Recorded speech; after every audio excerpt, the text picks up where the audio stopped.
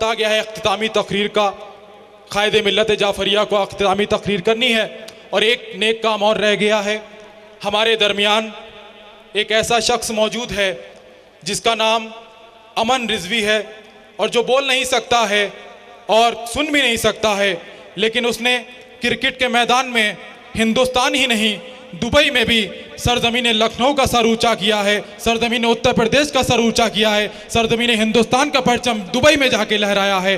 और अभी फिलहाल में उन्होंने पंजाब में जाके इतने ज़बरदस्त रन बनाए कि उनको एक स्विफ्ट डिज़ायर कार जो है पंजाब की तरफ से, जो वहाँ की एसोसिएशन है क्रिकेट की, उसने उनको मिली है।